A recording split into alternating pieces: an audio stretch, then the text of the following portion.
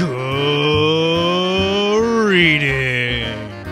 and welcome to Season 2 of the Loaded Cart Podcast. Join us as we go on a magical journey through the craziness that is video games and the gaming industry. In this week's episode, we talk about our favorite games of 2018.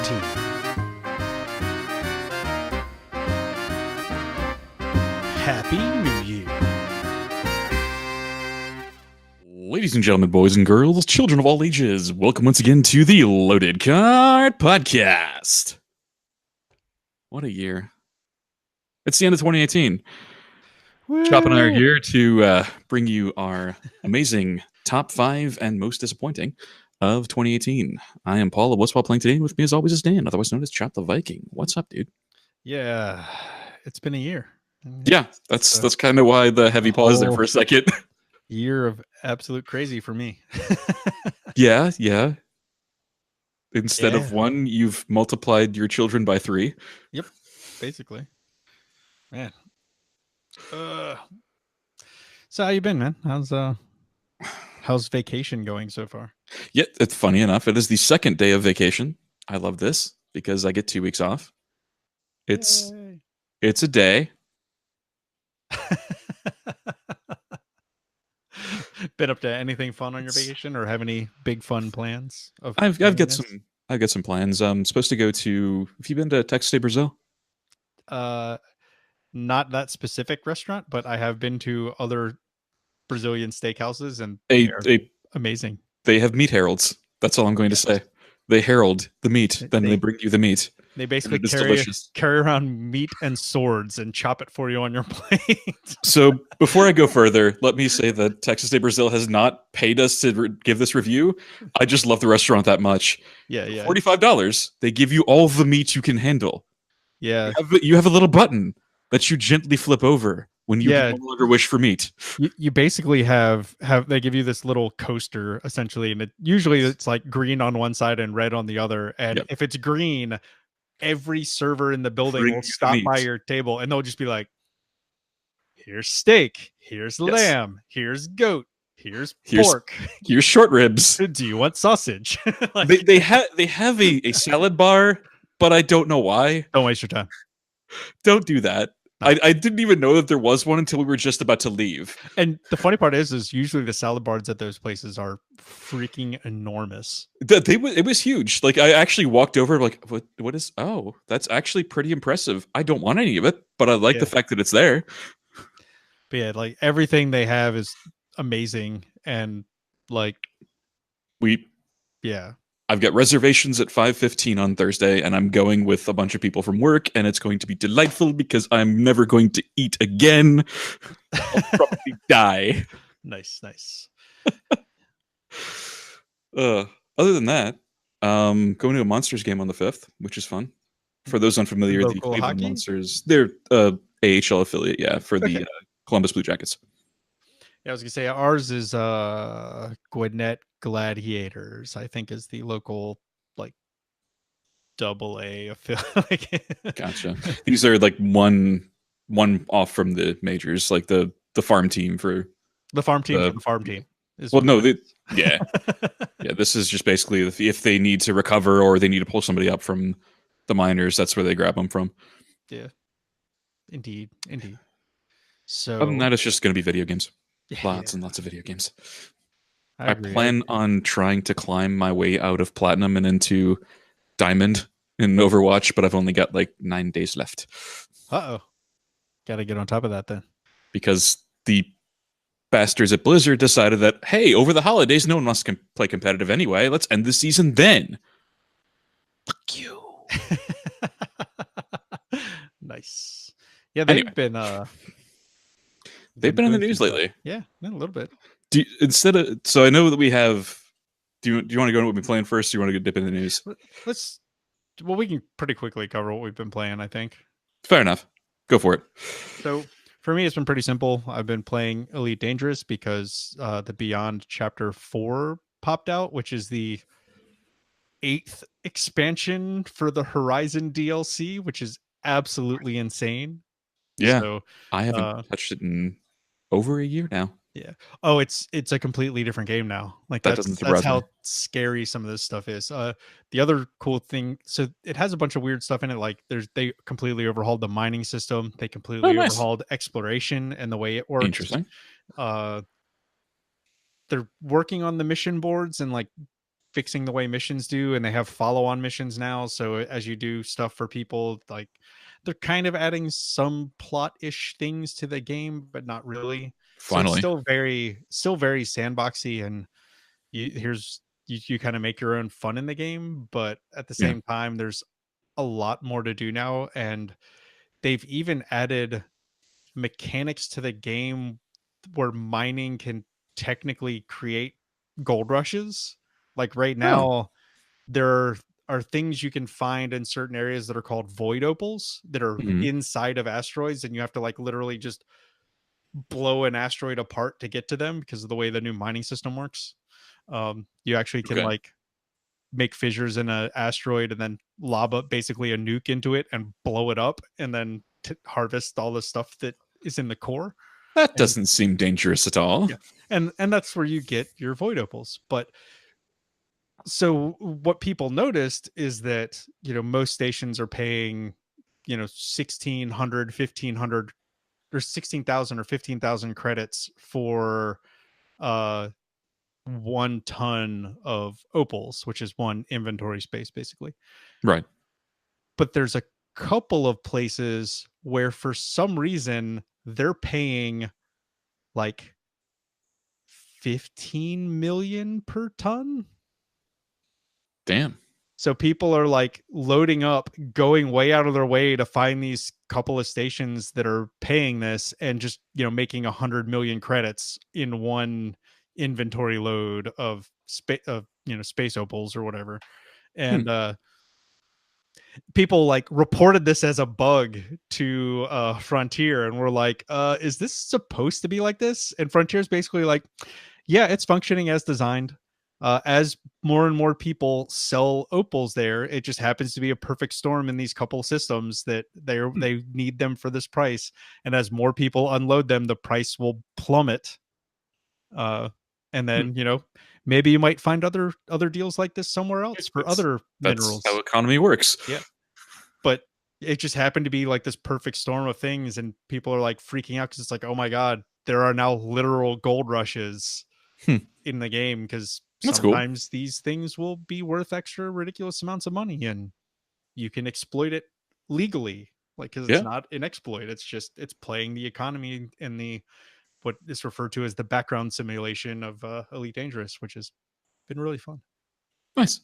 And then so the other 2 games I've been playing real quick are Subnautica, because Epic gave it to us. It did, yes. Which is awesome, like for the Epic Game Store. And I wish it was free. I wish it was multiplayer. Yes, that is the only thing missing.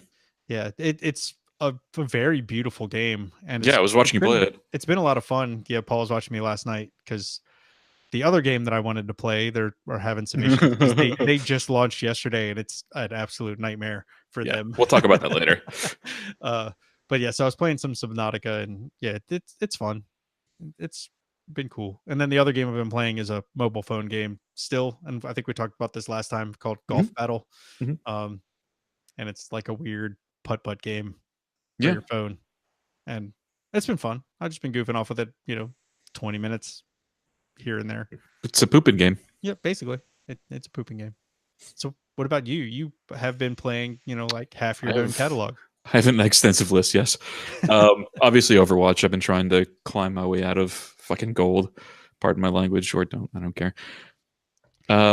So I also recently got a Switch, so I've been playing Octopath Traveler, Breath of the Wild, a smaller title that's on the Switch eStore, Mercenary Saga Chronicles. Pretty good game. If you're familiar with Final Fantasy Tactics, it's very much like that kind of strategy RPG. I also picked up if you were at all familiar with FTL, the creators of that made a new game called Into the Breach, and it's been pretty cool so far. You basically are trying to go back in time to make sure that you're it's similar to the premise of Terminator, except with mechs. Yeah, it's a turn-based strategy game. Yes. Pretty fun, but enjoyable. It's cool. Yeah, and PUBG. Other Dan and I have been playing it a lot recently, and I'm surprised and impressed with the updates that they've been making. The netcode's been tighter. I've been dying to desync. Couple of new maps came out, really cool maps, and some new vehicles, new weaponry. They've been doing a lot to make it not shit. Nice, I think. Yeah, it's been fun. Dead by Daylight, also, if you're not familiar with that, it is an asynchronous multiplayer game. One person plays a killer, and 4 other people play people who are trying to escape from the killer. They've got some pretty cool killers, like Mike Myers is in there, Freddy Krueger, Leatherface, the hillbilly that was with Leatherface. I don't remember a lot of Texas Chainsaw Massacre, but there's a ton of killers in there, including the pig-headed lady from the Saw films, which I thought was kind of neat. Nice. And also Far Cry 5, which is a sneaky good game. I didn't play it before, but I thoroughly enjoyed what I played of it.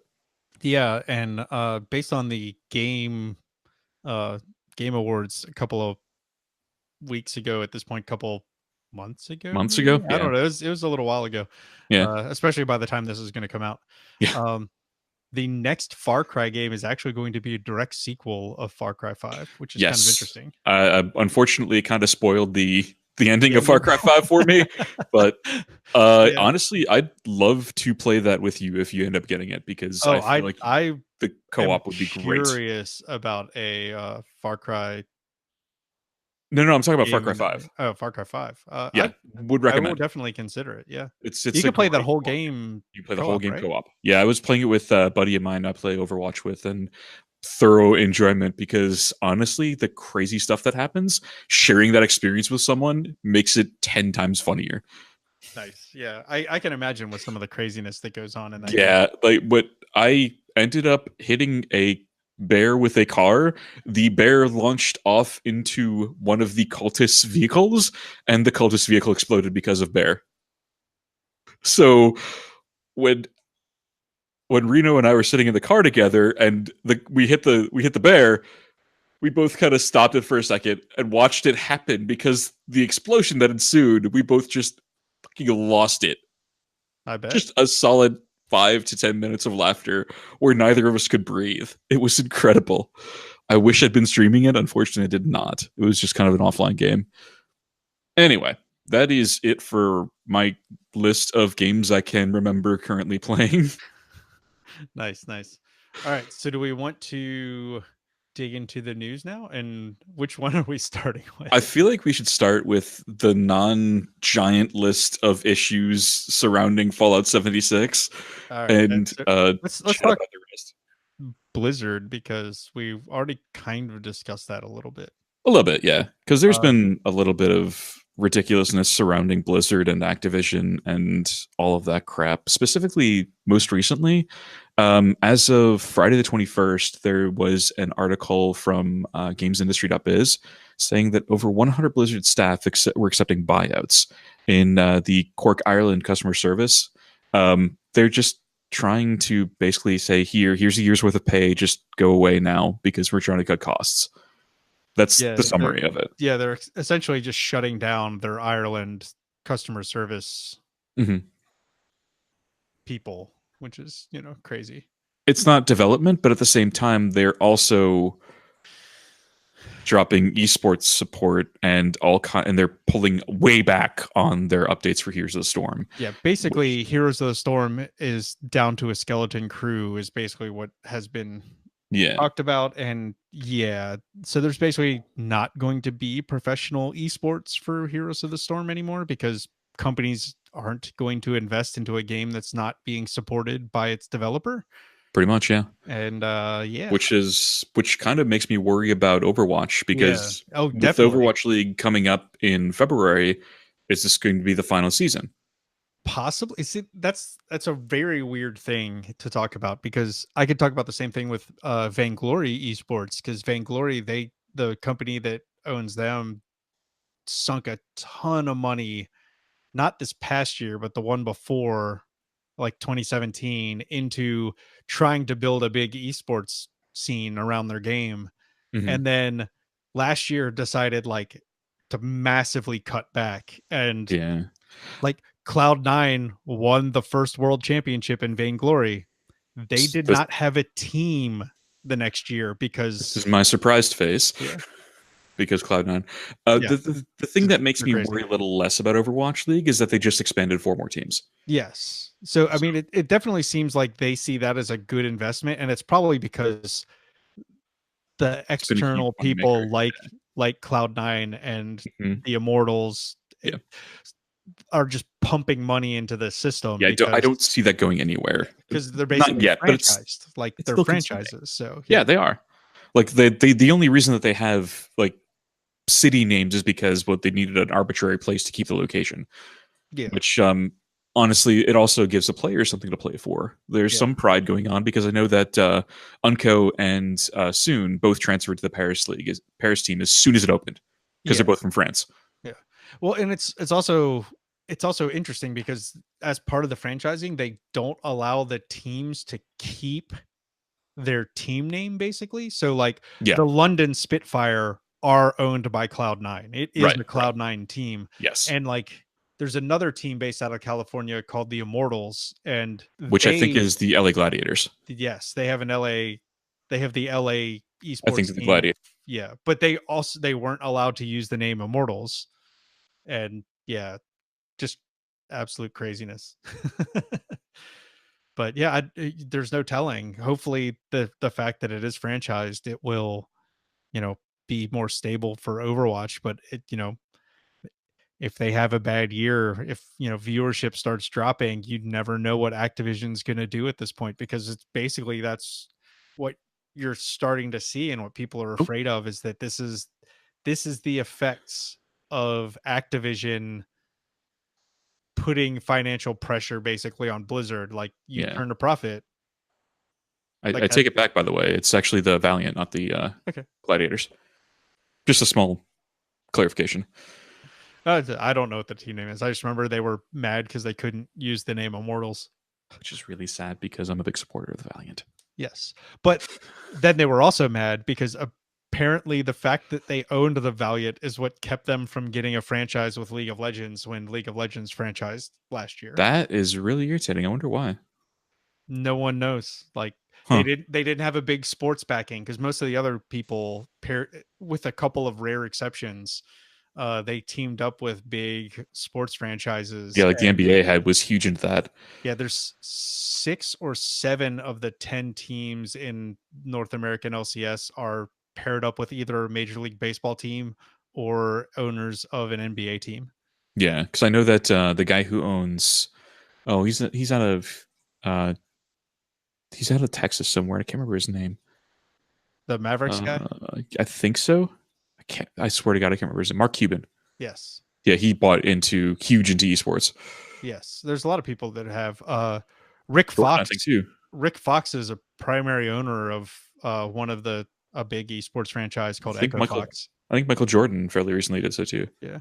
I think Shaquille O'Neal is a part owner of Echo Fox now too. Like there's a bunch of them. There's the Yankees teamed up with one of the LCS teams. There's a team called FlyQuest, which is owned by the owner of the Milwaukee Bucks. The Golden Guardians are owned by the Golden State Warriors. Surprise, surprise. Yeah. There's a bunch of them. Like it's really funny, like just how much money these teams are dumping into them. It does make me happy to see, though, because seeing traditional sports start to blend with esports and people actually taking esports seriously because of it is just, it warms my heart, because I've been a huge proponent of obviously just Overwatch League in general, but also I've been taking a look at Rest in Peace, Heroes of the Storm, and and some of the StarCraft tournaments that are still being held. Yeah. And I remember like one of the guys that I one of the probably the biggest person on Twitch right now underneath Ninja is Shroud, and he was huge in the CS:GO scene. Like he was an alternate on Cloud9. Speaking of Cloud9. Speaking of Cloud9. But yeah, the Shroud is just one of the most influential people on Twitch and was huge in esports and all that fun stuff. Yeah. Played PUBG professionally for a little while too. Yeah. And speaking of esports in general, so there's been a big growth lately in college esports. Missouri is the first SEC team to have an esports program, which is pretty awesome. One. Yeah, that is cool. I mean, it just shows that it's getting more and more legitimized. If these colleges are just desperate to get more people to come to their school, but whatever they can use to get people there, right? But just the fact that a huge SEC school or a huge main conference school is starting to get into esports. It's only a matter of time till the other ones do too, and then who knows what kind of craziness will start going on. Some craziness was like Georgia became one of the first states, first of 5 states in the U.S. to organize high school esports programs, for crying out loud. Yeah, so I just found out about this past week because the Georgia Game Developers Association had their monthly or their annual end of year announcements and craziness for their last big meeting. And one of the things they talked about is that they've been working with the state legislature and stuff to organize high school esports in Georgia. And they're one of the first 5 states in the country to start up a esports program for their high schools, which is kind of cool. Unfortunately, the one that my kids are going to is not there yet. There's 2 nearby though. There's one in Marietta and there's 2 in Paulding County, which is like literally one of them. It's like 5 minutes down the road for me, which is kind of funny because I live out in the middle of nowhere. But the first game they started with, which they tested at the end of last year from basically like October until now, was League of Legends, because it's one of the biggest games in the history of games. But this starting in January, they are going to have 3 games that they are supporting, which is League of Legends Smite, which is not surprising because it's made by Hi-Rez Studios in Alpharetta, Georgia, and Rocket League, which also is not surprising because that's also a very popular game and lends very, very well to esports, especially viewing. Because I mean, it's very intense, hyperactive. Like there's all kinds of action going on. There's very little stoppage. It's hard not to enjoy a game watching it. When playing it, it made me very ill and I had to go throw up. So I had to send it back. But but it's a very viewer friendly game because everyone knows soccer. Yep. I mean, basically what's going on. There's very little. You don't have to learn that's the downside of League of Legends is you have to learn the lane minions and what are towers and what are all these crazy abilities everyone has. Like, no, you have a car, you have power-ups, you have boost, you can jump in the air and you hit a ball into a net. Like, boom, done. Everyone understands. Very simple. Yeah. It's a very simple game with a very a high skill ceiling, a huge there's this huge disparity between skills. It's amazing to watch. It's so much fun and just boom. If you can, intense action. I'll probably try to include one in the show notes, like a highlight reel of one of the higher end players doing crazy stuff in the game. But if you can, it's willing to go just go out of your way and search for it on YouTube, because some of it is insane. Some of the weird stuff that they do, and some of it looks like it's just complete BS. And no, they are that good at anticipating where the ball is going to go and have just played the game that much. But it just looks like they're just randomly flipping through the air and then they just ping it in at the last second by luck. And it's just no, they're just that crazy. It's how I feel watching Overwatch League when I'm in there's bronze, silver, gold, platinum, diamond, master, grandmaster, top 500. Those are the 8 ranks. I'm hovering in the bell curve. I'm at the top of the bell curve with gold and silver. I'm hovering in gold and platinum, and watching people in top 500 GM professional league players pull some of the stuff off that they pull off. I feel I'm in over my head. Obviously, just watching this stuff. watching Kefri pop off with a 5 headshot, like 5 out of 6 of their team is now dead because of one person. Yeah, I can definitely like sympathize with that, because there have been some things in League of Legends that you see in some of these amazing highlight things that, like, it's not just that it randomly happened one day. Like this, some of these happen on stage in front of a giant audience, like live in professional competition. And like the two that I can think of that are great are, there's one that not Pobelter, it was Wild Turtle did, where he was down in the bot lane and he didn't know that the enemy was in the bush right nearby. So dude flashes out, fires a skill shot at him. In less than half a second, Wild Turtle flashed out of the way. Like a half a second from this guy popping out of the bush, like instantly popping out of the bush. He instantly popped out of the way in less than half a second. Like, how did you register, one, where he was coming from, two, react that quickly, and three, actually react correctly and not just like spaz out and, you know, flash into a wall and die? That's just muscle memory. That really is just muscle memory. Yeah. And then the other really crazy one is there's a breakdown of one of what is considered the guy who's considered basically the best League of Legends player that's probably ever lived so far, which is this Korean player named Faker, who in a game, like, he does this thing and it doesn't look all that impressive, but he does this like little weird juke outplay. But when you break it down, he used 6 different commands in a 2-second window to outplay the dude, including like 3 different abilities. Like, it's like, how like this doesn't make having reaction time that quick and just being able to strategically, because it's not like he's face rolling a keyboard, he's intentionally moving and doing this stuff. And it's like, how do you, like, I could never do that. Like, I know that I would never be on that playing field. Like, I'm with you.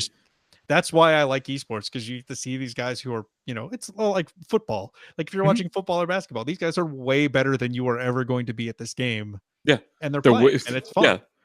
Just watching Agilities pop off with Genji, pull his weeb stick out and start delivering all kinds of weeby justice. And that's what I think is funny about the people that are like, esports aren't real sports. It's like, yeah, you do that. Yeah, I dare you to do that right now. Go right now. Play this game at the same competitive level that Agilities or Custa or Effect is doing. Yeah, no, you can't do that. You play Candy Crush at this skill level, dude. Come on. I dare you. I dare you. I fucking dare you right now to go. Let me watch you do it. Stream it on Twitch. I'll watch. Yeah, I'll watch you take on Agilities or Fitzy or Effect or Dante. You're not going to. You're going to get spanked, and it's going to be funny because you're going to run home crying to mama. Yeah. Indeed. So, yeah, I think let's transition away from the fun esports talk and talk about the other major news thing that we wanted to talk about, that we feel that we have to talk about at this point, because we're just like, we have to talk about it. We're planning this. We're just like, we have to talk about this, don't we? It's like, I mean, we could do a whole podcast just on this ridiculous shit alone. Because we kind of talked about it a little bit in the last episode when we were like talking about people, you know, developers, big studios losing touch with their players and what their fans want. And this section is just called WTF Bethesda. Because no offense to Bethesda, but essentially, like, since E3, it's just been a giant train wreck. And I'm sorry, a little offense to Bethesda. Let's be honest here. Maybe.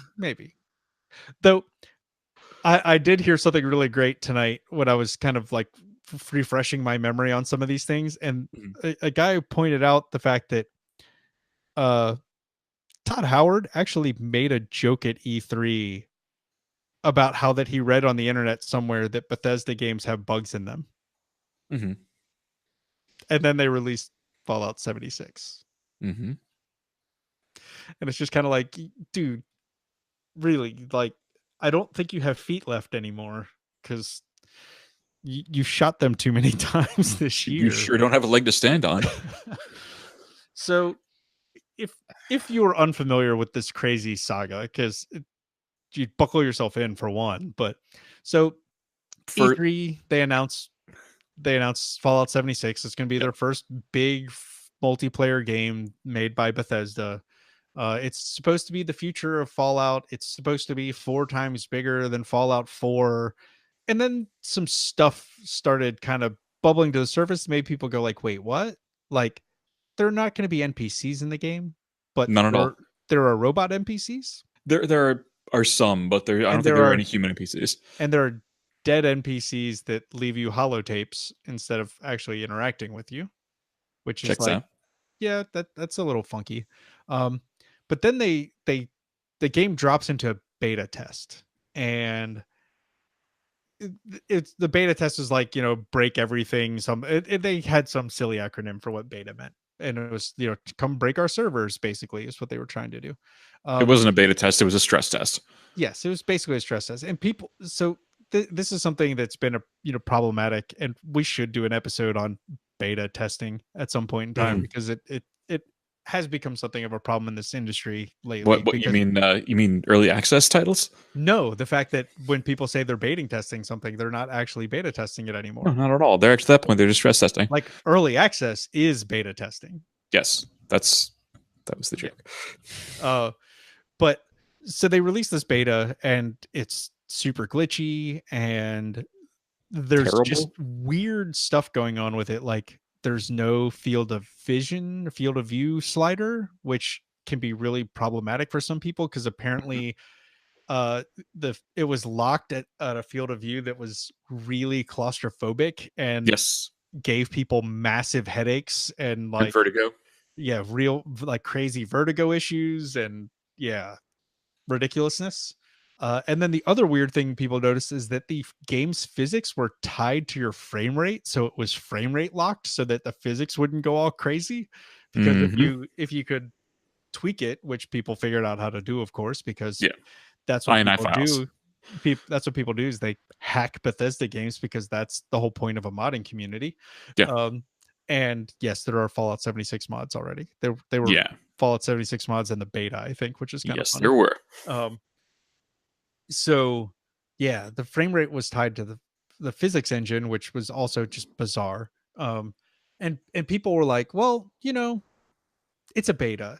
They'll fix it before launch. No, because the launch was less than a month away. Yeah, I think the launch was like 2 weeks after the last beta session or something like that. Yes, the first beta session was less than a month. Yeah, and there were people that were literally stop, like, look, guys, you need to stop for a second and think about this. How much of this game are they going to be able to change in a month? And if we want to give them the benefit of the doubt, we can say maybe this is an early version of the game that they're using for stress testing, and we're not seeing everything. But sure, the reality is this is probably the release version of the game. Like, this is what we're getting in 2 to 3 weeks. And then that is exactly what ended up happening. Is most people are now like, why didn't you just come out and be like, hey, look, we have this game, this is what we want to do, we're going to continue building on it, but right now we're going to release it into early access, because that's what most people feel like. It's basically an early access game. And there was a weird point at the beginning of December where there was a patch notes that came out, and people were like, wait, there's no way this is it. And they basically bugged Bethesda, like, no, release the full patch notes. And Bethesda released the full patch notes, and it was like 10 pages long of bug fixes or something ridiculous like that. Which is fine. They would have been fine if they had just said, hey, this is not quite the finished product yet, but we need to meet a deadline. We're going to release this currently, and in the state as it is, please be patient with us. We will fix it. Problem solved. And that's also part of the thing, is that just the honesty. Yeah, well, and they've said at times too that it's like, we're going to have X, Y, and Z, but not at launch, which is like, okay, cool. That you're going to put this later, which is like the private servers, the community modding, the stuff like that, which is what I'm holding out for. Like, yeah, I was totally mollified by that, because I didn't expect that to be in the game at launch. Correct. No one did. You didn't need to. It's very much like what could have happened with Diablo Immortal. Right. If they had said, hey, we're still working on X, Y, and Z for Diablo titles, here's something to tide you over while you're waiting. It's a mobile title. Bear with us. Yeah. Nobody would have flipped out. Yeah.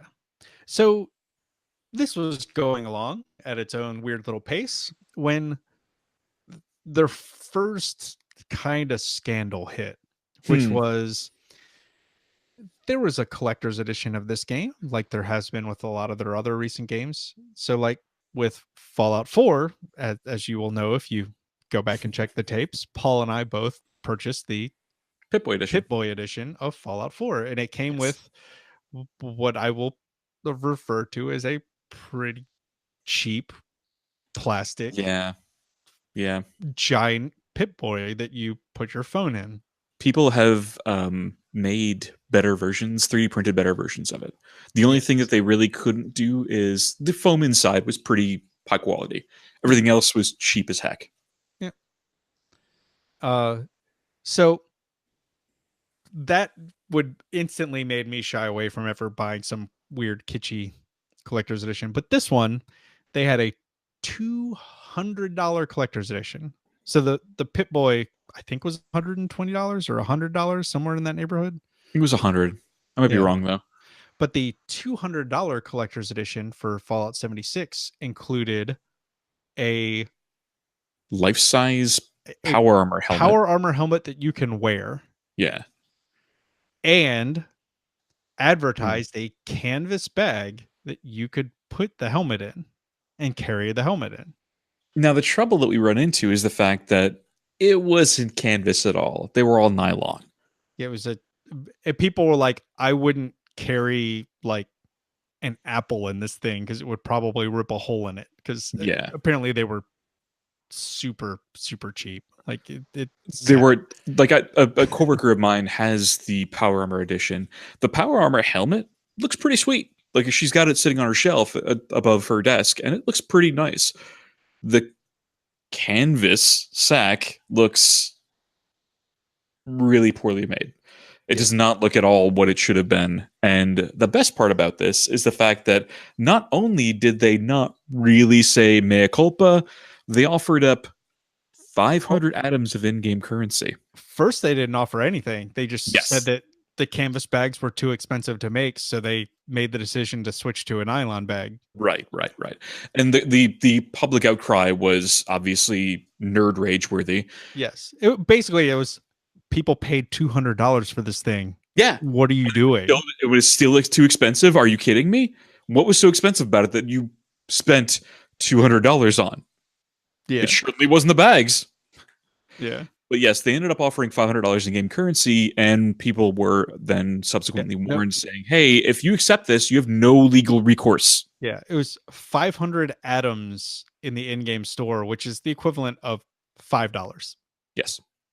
Which honestly pisses me off because honestly, just give me regular currency. Why do you need a different in-game currency? Oh yeah, that's a whole different story. But yes, one of our mutual friends who owns a game studio, one of his comments is, "This is BS because 500 atoms costs Bethesda $0 to give away. Like, yes, they could give away 50,000 atoms and would take 0 hits to their bottom line because one, they would actually probably make people happy because they could buy stuff on their in-game store, which we'll get to in a little bit because it has started causing controversies lately. But yeah, so they do this, and one of the most ironic things that I love about this is that there is a outfit in Fallout 76 that includes a canvas bag, and the 500 atoms does not let you buy a canvas bag in the game. It doesn't cover the cost. However, there is a follow-up to this, and then they, in an attempt to make things right, they're finally having new canvas bags made. Originally said they were too expensive, and they swapped to nylon to save money, making it sure, okay, I can somewhat buy that. But at the same time, you still have to show proof of purchase. And if you bought it on So if you bought it on like a website, or if you bought it on like Amazon or through their e-store, you couldn't show proof of purchase. Yes, you can, because you have the receipt that they send you when you make the purchase, like the receipt email. Or you can just go, like if you buy it on Amazon, you can just print it off. What makes it funny is one of our other friends. Yeah, I remember Colin saying this. Yeah, Colin bought it directly from Bethesda and still had to show proof of purchase to Bethesda to get to claim his canvas bag. But that's not even the half of it. The other part is the website that they set up for people to make these claims leaked the private purchasing information of the customers making the claims, and even allowed some people to view their other people's orders and even cancel them. Because someone actually sent a video basically to Bethesda on Twitter, I think. It was basically like, he is just canceling people's orders. It was like, I probably shouldn't be able to do this, should I?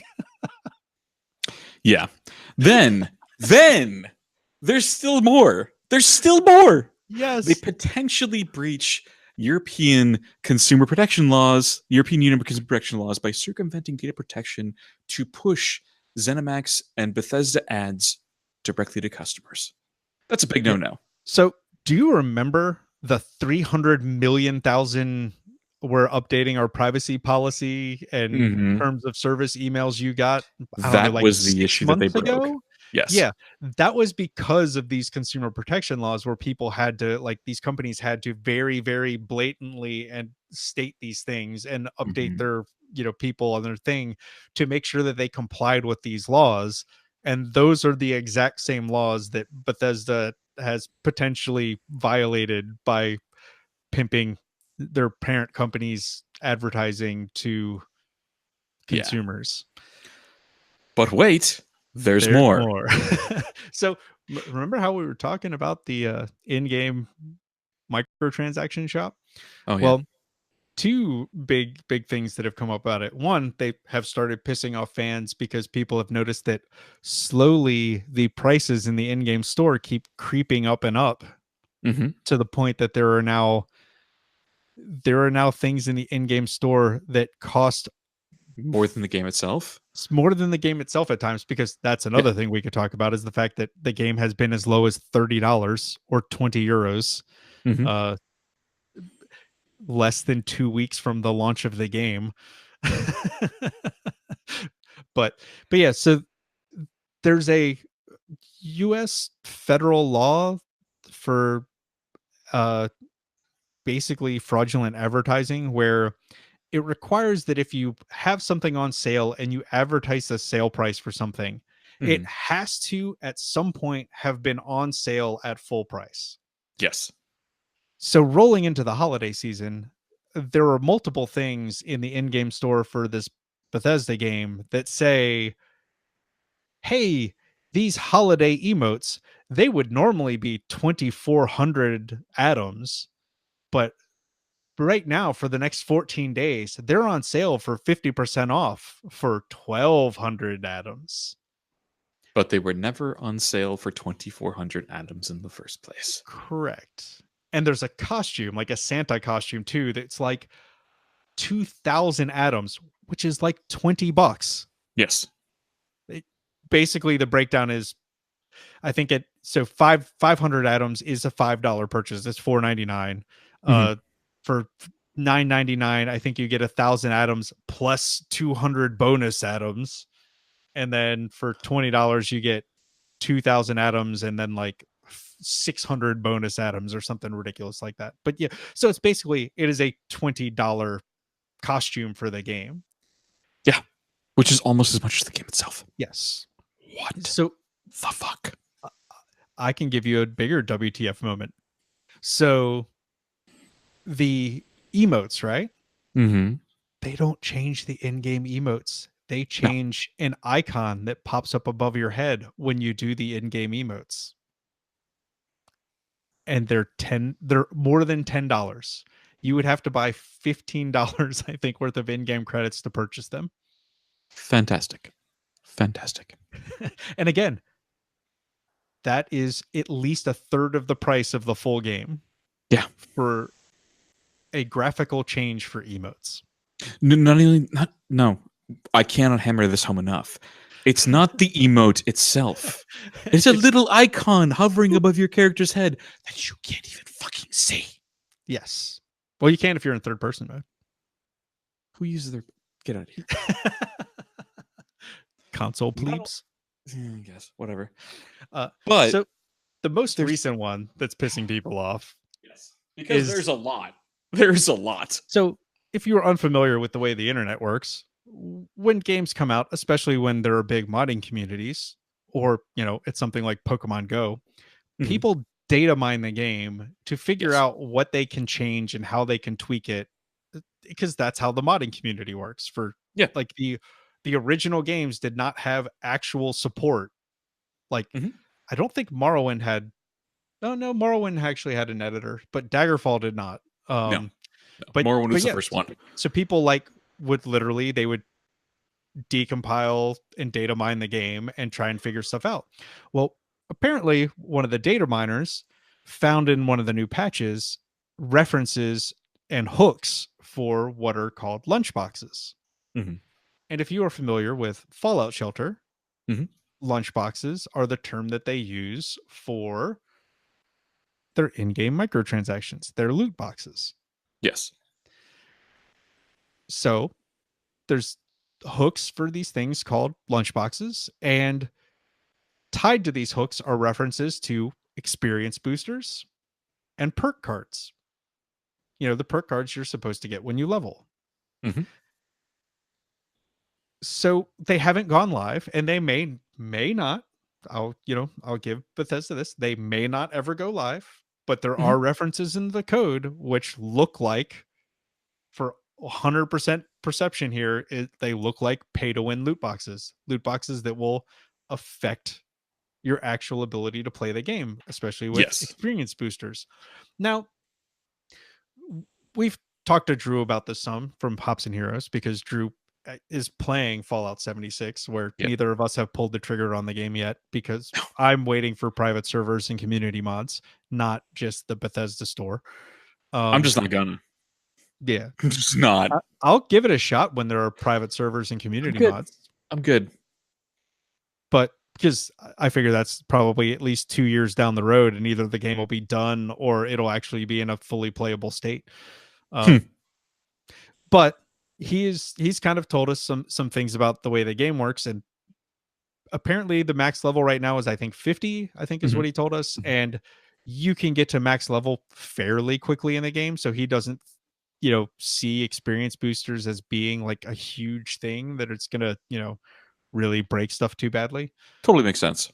And we also talked to him some about like the fact that you can earn atoms in games. So a lot of these prices are probably intentionally inflated because you can actually just earn the credits yourself. Sure. And I asked him, well, how long does it take you to make like 1,000 atoms in the game? And doing like daily quests and missions and stuff, he thinks you could probably do it in 2 to 3 days of playing. Okay. Sure, that makes sense. Sounds reasonable. If you can grind that much, like some of those prices are not as terrible, but at face value, when you look at some of these things and it's, a costume, like basically a costume that kind of resembles a ranger from Fallout New Vegas without the armor stuff. It's just a cosmetic costume. Yeah. It's 1,800 atoms, which is, $20. Yeah. Basically, to buy that amount of credits, you're spending $20. And it's all cosmetic. It doesn't affect your gameplay at all. That's more expensive than some of the DLC for Fallout 4. Yeah. Considering some of the DLC was like $10. Yeah. Just like, it's crazy, like how expensive some of this stuff is. And like, people are unhappy with it. And that's what seems to be bad, is that like, I don't know if Bethesda is just so out of touch, but some of the stuff, like, it's not being out of touch. It's just they don't want money. Well, they're screwing up, like the EU consumer protection laws. That's a huge screw up. The sale laws. Huge screw up. the PR flop of the canvas bags, like that could have been handled so much better. Like, but some of this, it's like, you've been a company for like 20 years. You guys should be better than this. Like, you guys should know this stuff. Like, you made jokes about some of this stuff prior to the game being released. Like, that's the sad part. Like, they literally joked about some of this stuff on stage prior to the game being released. It was like, come Bethesda on, man. Softworks is 3 years younger than I am. It is 33 years old. You should know what the fuck you're doing by now. Come on. Especially when you are owned by a giant company like ZeniMax Online. Like, yeah, you should have PR people. Like, they can do a better job than this. Like, I don't know. That's why it's WTF Bethesda. It's like, I like this company. I'm starting to like them less. So, and this is the thing. So, Fallout 4, both of us jumped on it. Like, we pre-ordered it. Day one pre-orders were available, basically. Yeah. We were super hyped for it.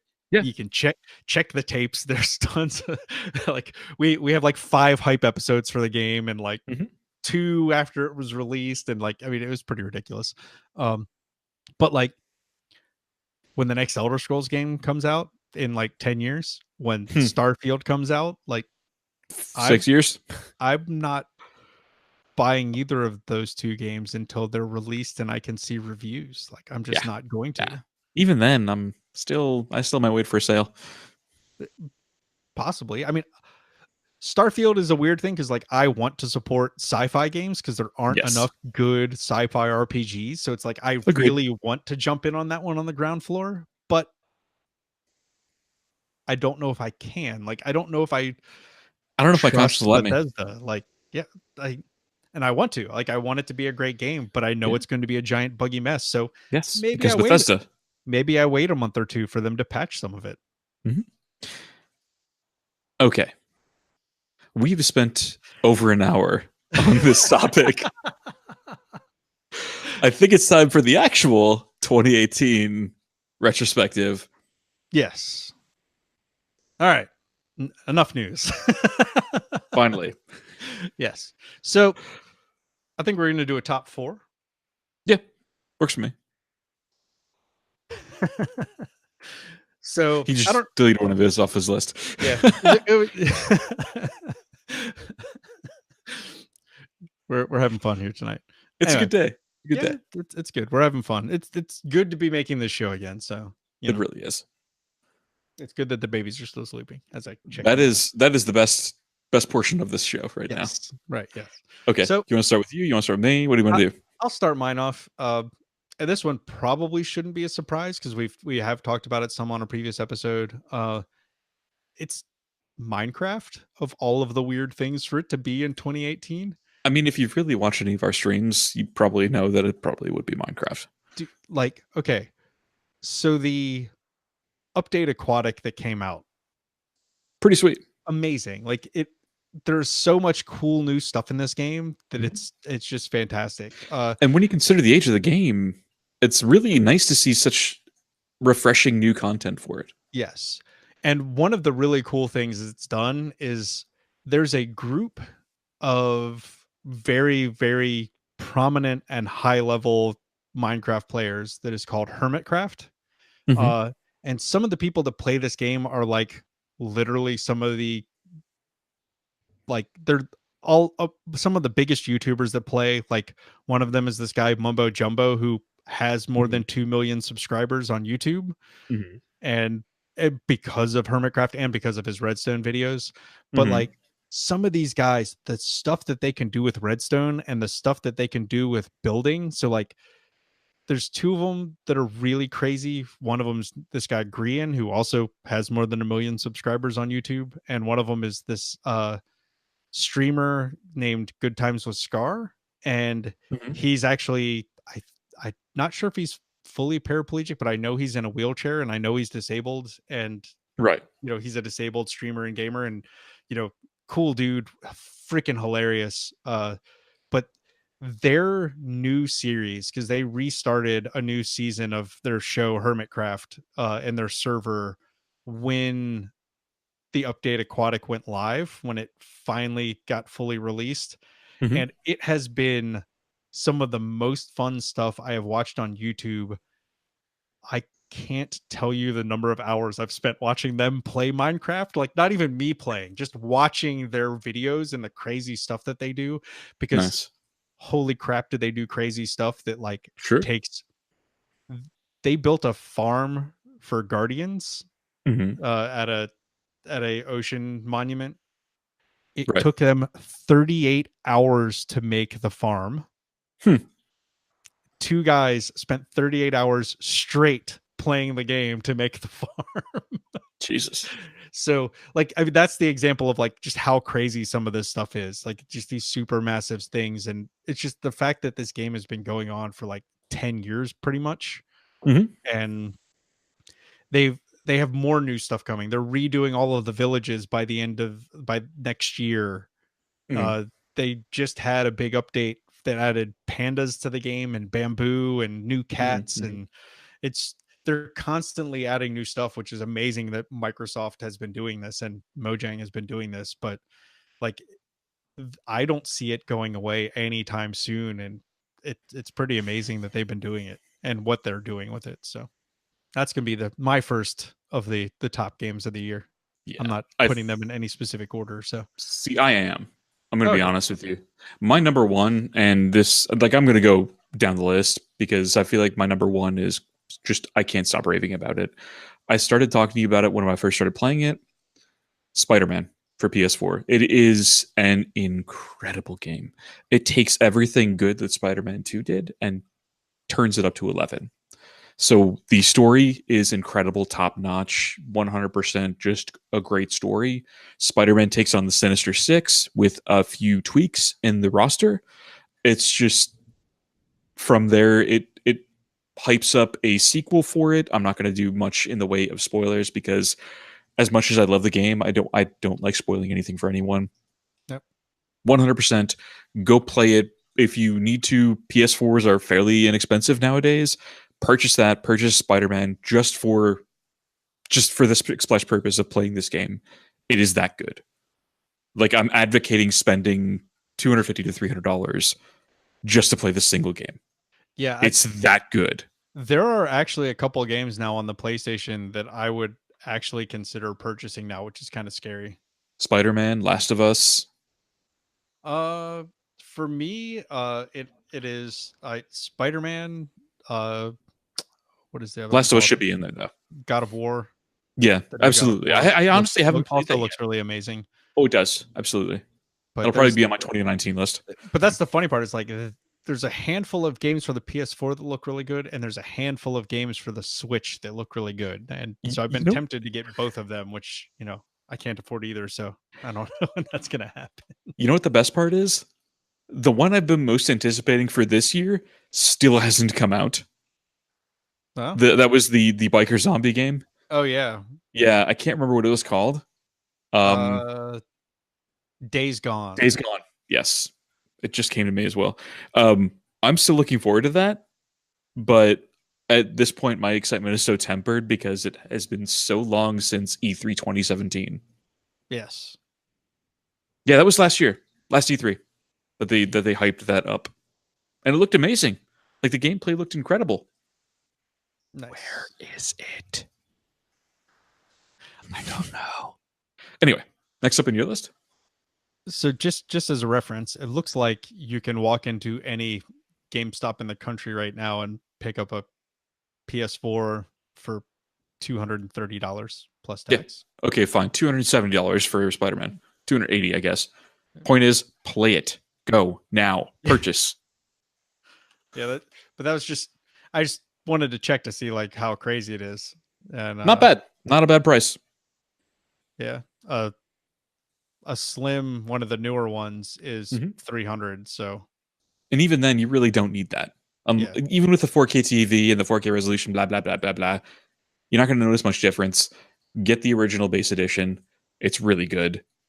Purchase Spider-Man. That's my point. It is so good. Go buy it.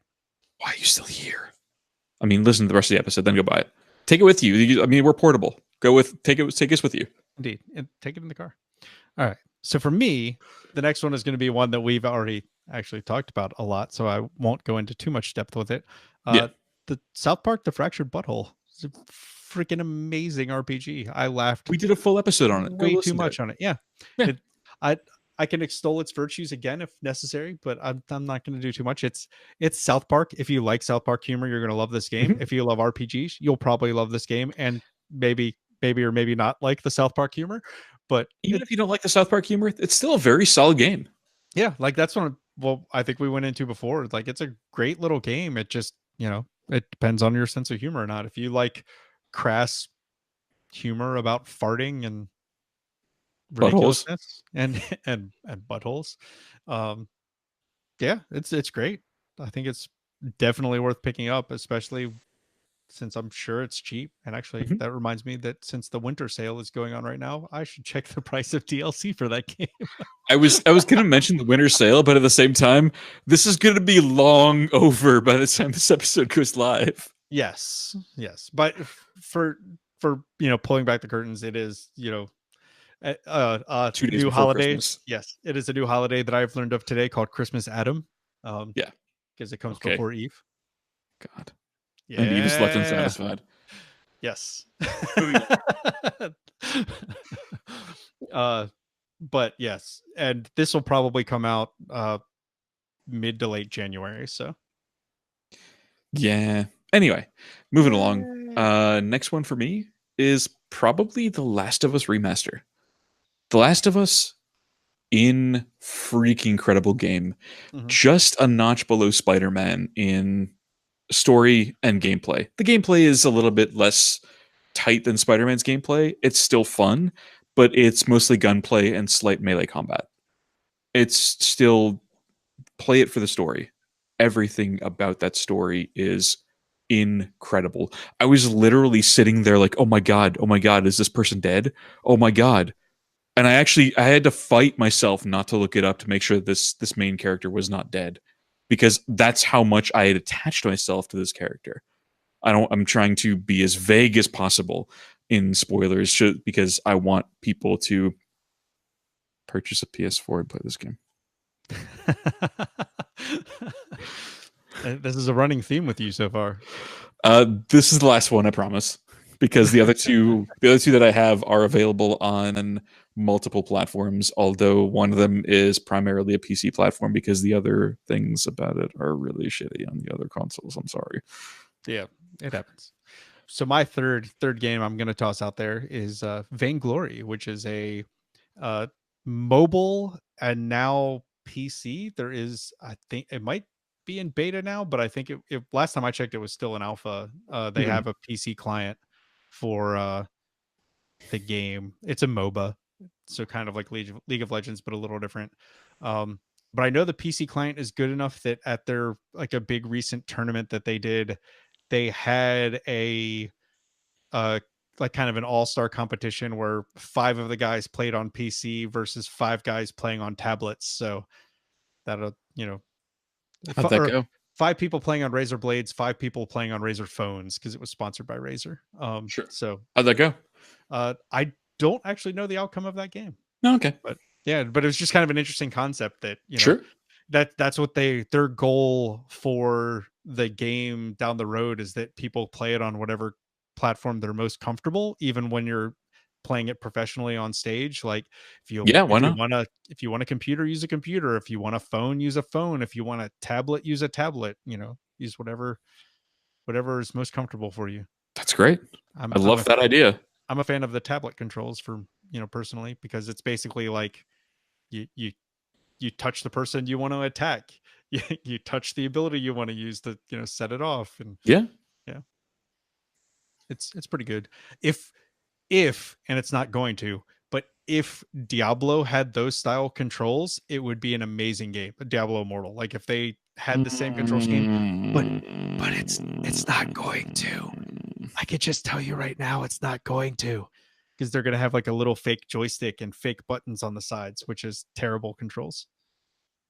But that game's for China, not for the US, so don't play it. Pretty much is, yeah.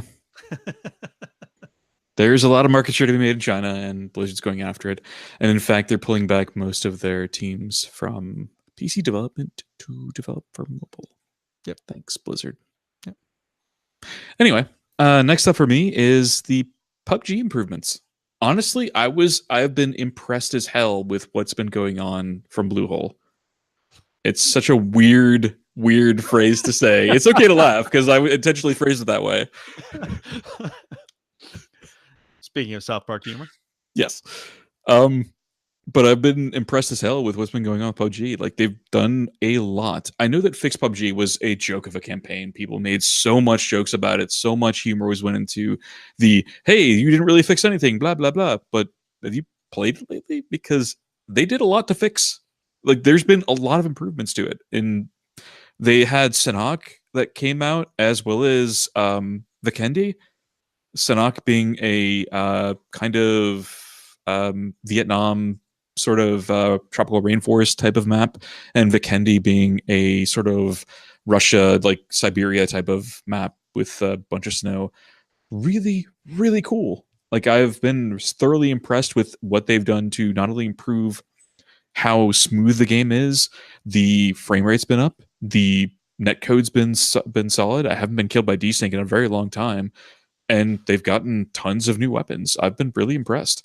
The only downside is the fact that they once again monetized it with battle pass type of, like, Fortnite-ish battle pass type of thing, which I'm not super impressed with, but I understand why they're doing it. I don't like it, but it's there. You don't have to pay it. You can if you want. It doesn't actually affect anything in the game. It's just cosmetic stuff, so I can't really complain too much. Yeah. That is actually the one complaint I've actually heard about PUBG, is that there's no actual progression system in the game. No, there's not. It's basically like you can level up, but it doesn't do anything. You get loot crates, but you can't open them unless you buy a key. Yeah.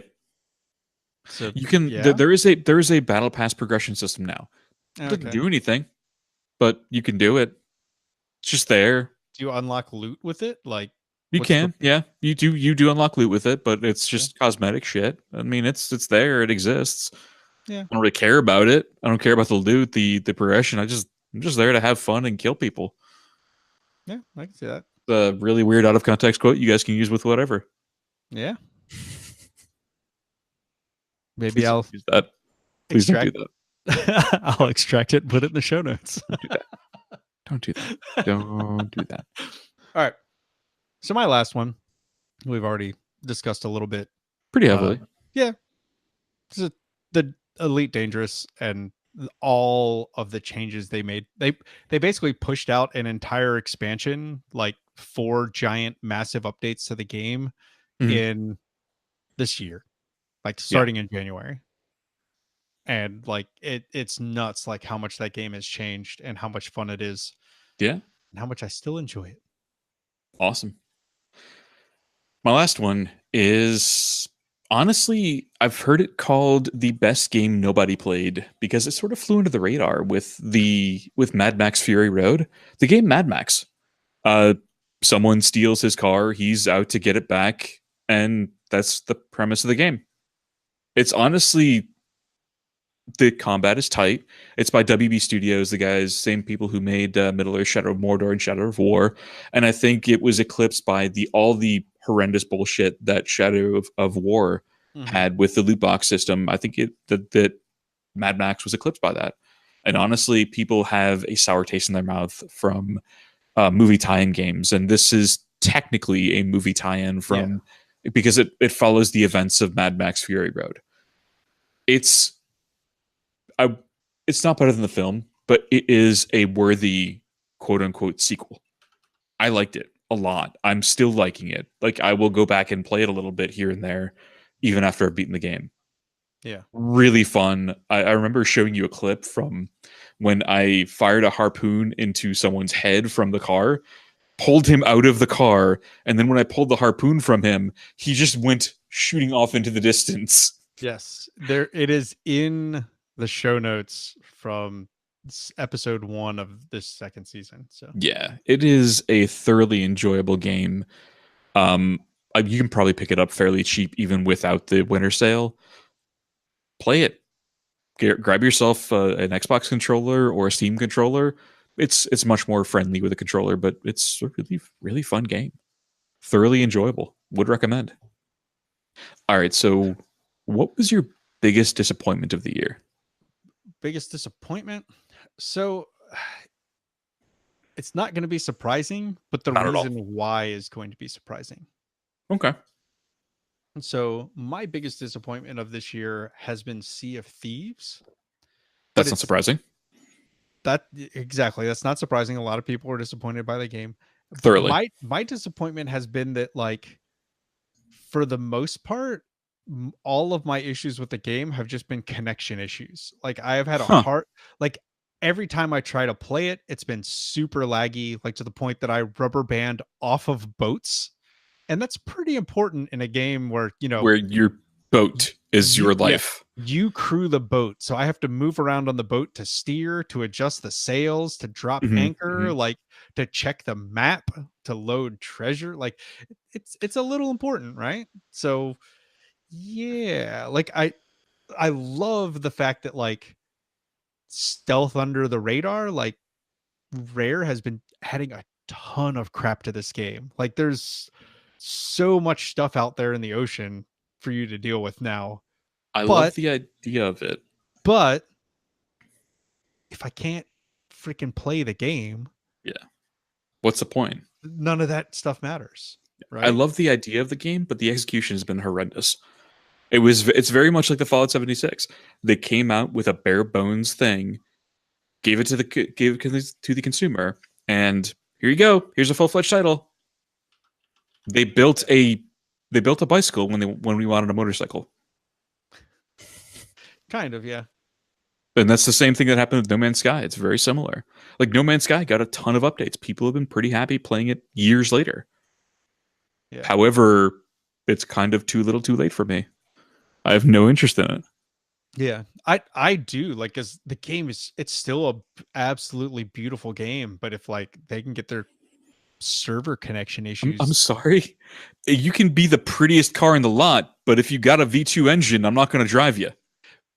But I don't think it has a V2 engine anymore. Like, that's the thing. Like, it has a ton of stuff now that it did not have when it launched. I realize that, but it's too little too late. So that's one of the three companies I can think of. You have Bethesda, you have Rare, and you have Hello Games that should have just said, hey, by the way, early access. Yeah. Blizzard. Yeah. And Blizzard. They could have done the same thing with Diablo Immortal, saying, hey, we're still working on Diablo 4. Chill out for a hot minute. We know you want it. Here's something to tide you over. And that honestly would have been great. That would have been fine. People would have been fine with Diablo Immortal. Indeed. But they pooped the bed so hard, the bed has just become the poop. Yes. By contrast, my biggest disappointment, my teammates in Overwatch that aren't part of my group. Jokes aside, FIFA 19 has been a pretty big disappointment. They've done really nothing to add to the Pro Clubs mode, which is what I really primarily play it for, which is Pro Clubs being that you can go online with all of your friends, create a squad of teammates, and play against other people. Tons of fun, great mode, great idea, great concept, okay execution. They've done nothing but add to Ultimate Team, which is their moneymaker. That's where their microtransactions come from, et cetera, et cetera. And it's been very disappointing to see such a great potential mode be squandered for another year. I agree. How about your most anticipated of next year? So mine has two answers. One of them, which I count, but I don't count because I already own the game. I just haven't been able to play it because of, again, connection issues. Is Atlas, which was announced at the Video Game Awards. And it's by the people who made Ark, Survival Evolved. And I'm curious. It is basically, you take Ark, you add a Nike's load more players, you make the map ridiculously bigger. It is huge. Oh, it is bonkers huge. Like immense. It's 100. It's if it's a square, which the map is a square, each side of the square is 130 miles. Damn. It has more surface area than Denmark.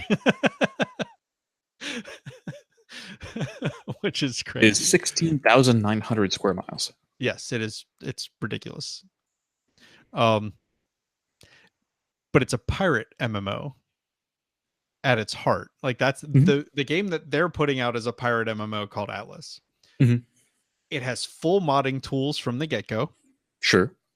And one of the things that they show in their 3-minute trailer is that it can be used to make giant war games. So they have footage at the end of it of tanks and like World War II airplanes flying around and shooting, because that's what the engine is made for. But it is okay. But the idea of Atlas, like the actual base game that you're playing, is it's a crafting game. So it's a lot like Ark. So you collect materials and you make stuff and you get skills and blah blah blah blah blah. And there are things to hunt and fight which get super crazy, like giant hydras and fire demons. And I'm pretty sure I've seen a T-Rex, which made people laugh because of Ark. It has giant dinosaurs. But there's like a Medusa and like all kinds of crazy stuff like that. And yeah, there's just this huge map to sail around and all of these islands. And there are islands in Ark that are in Atlas that are the size of the island in Ark Survival Evolved. Good Lord. So like that's how big the game is. It's like 400 times the size of Ark, I think is what they said. Some ridiculous number like that. Like it's just a massive game. But it's an MMO, and they're going the EVE Online route of having everyone play on like the same shard or whatever. And their goal in the end is to support 40,000 people in one game. Okay. But they also offer private servers, and like it's going to be like Ark, and you can just have a server and you and your friends can play privately on that server, which could be a lot of fun. Like I'm 100% in on that. However, but it's been having connection issues because the game came out yesterday. So it's there. It's a thing. But my real most anticipated game is The Outer Worlds by Obsidian, which was also announced at the Video Game Awards. And remember what I said about sci-fi games? It is a space RPG by Obsidian. And a couple of the big shots that they threw out at the Video Game Awards in their trailer, which was amazing. The trailer is in the show notes. Just go look at it. Sure. They stated that it's from the original creators of Fallout. Yep. And the creators of Fallout New Vegas. It's like right in the trailer. Just a giant middle finger to Bethesda. I loved everything about that. And Pete Hines was one of the presenters at the Game Awards, which is what made it funnier. Because Bethesda was literally in the house in a way. Just this. Yeah. It was great. But yeah, it looks amazing. It looks hilarious. I can't wait for it to come out, and it's supposed to come out later this year.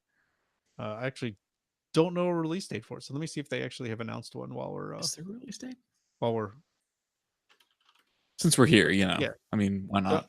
So I'll look it up. And what game are you most anticipating for 2019? Resident Evil 2, the remake. I'm excited, pumped. Everything I see, every scrap of information I get, I am just thrilled for. I've loved Resident Evil since the original Resident Evil back on PlayStation 1. Hell, I loved it when it was oh god, what was that freaking title on Nintendo?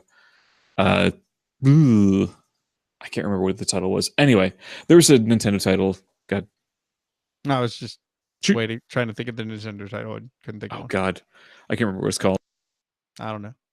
But There's no release date for Outer Worlds yet. It is just 2019. Darn, that sucks. It's called Sweet Home. I had to Google it. Sorry. I'm so pumped for Resident Evil 2. I love everything about the franchise. Well, I mean, some things are better than others, but I'm excited because it's essentially remade in the style of Resident Evil 4, 5, and 6. Less so 7, because I think 7 was a first-person game. I haven't played it yet. But anyway, I'm thrilled for Resident Evil 2 remake. 7 is weird because it had a VR mode. Yeah. It is definitely first person. Yeah. I'm looking forward to playing it, though. I'm probably going to play that on stream. Which one, 7 or 7? Well, yes. Because I do want to play both on stream. Anyway, anything else you want to add before we sign off for the evening? Oh no, just the Outer Worlds trailer is running silently on my other monitor, and it's like, oh, looks so amazing. Okay, since Chop is incredibly distracted right now, I'm going to give us the outro. If you want to contact us at all through email, if that's your preferred thing, give us a podcast at loadedcartgaming.com. Have an email over there. If you want to email me, it is at PAULCLEWELL on Twitter. Chop runs the @LoadedCard account on Twitter and also his own @ChopTheViking.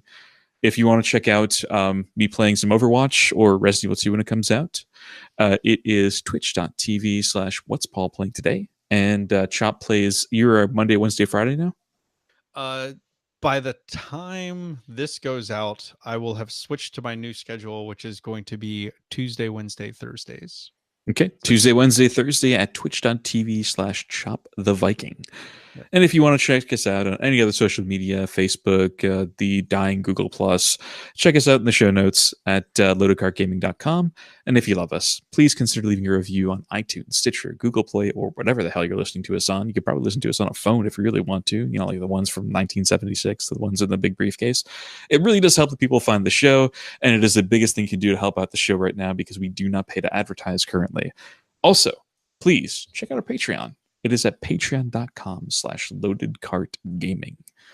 Do you have the store currently up? It will be up by the time this goes out. So yeah, go to it'll probably be loadedcartgaming.com/merch, and that there'll be links to all of the stuff you can buy there. Perfect. And if you have anything else? Nope, that should be it. Awesome.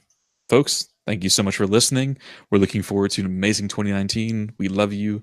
And here is some smooth jazz to play you out.